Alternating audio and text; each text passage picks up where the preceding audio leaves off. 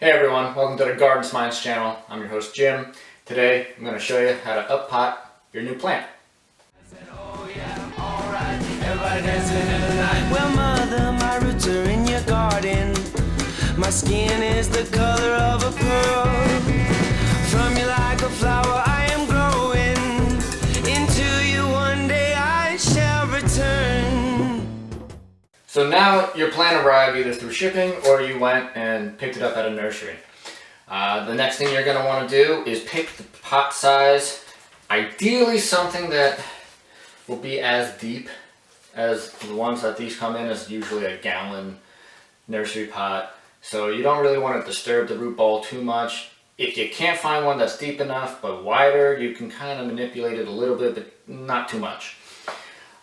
You're also going to want to pick your type and favorite potting soil or mix that you want to use.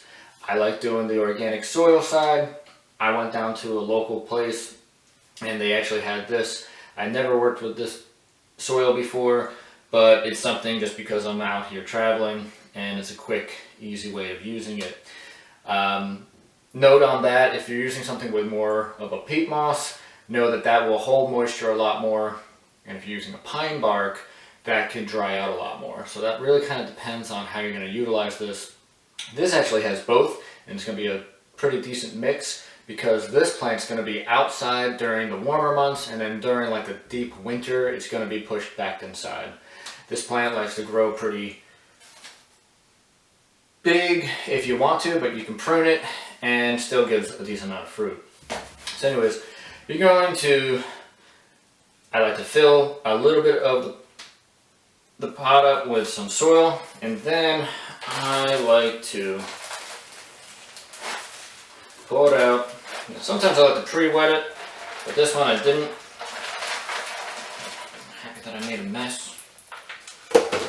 You can kind of disturb it just a little bit, but not too much. I like to put it in, and then you're going to fill. So I'm going to make that a little bit deeper.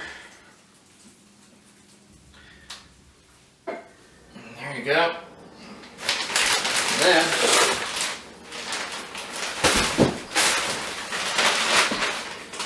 fill all around.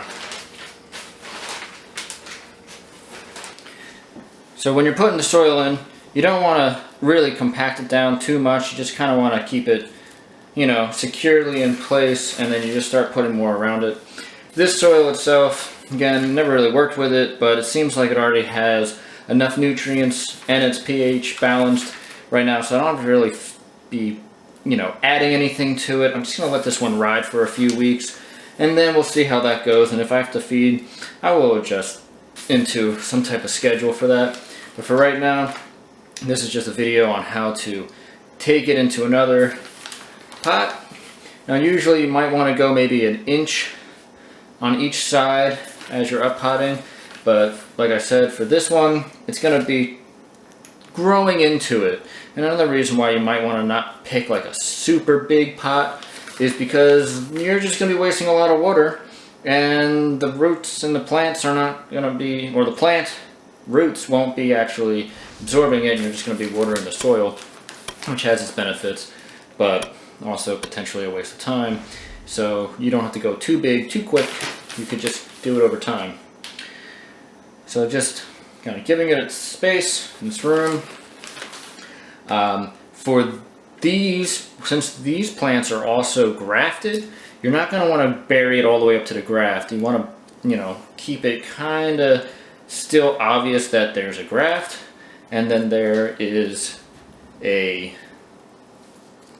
the rootstock, and then the graft itself. Now that you got your plant actually up potted and in its new home, just give it a little bit of water, over time. Check in on it, see how it's doing it. Alright, so there you have it. Real simple.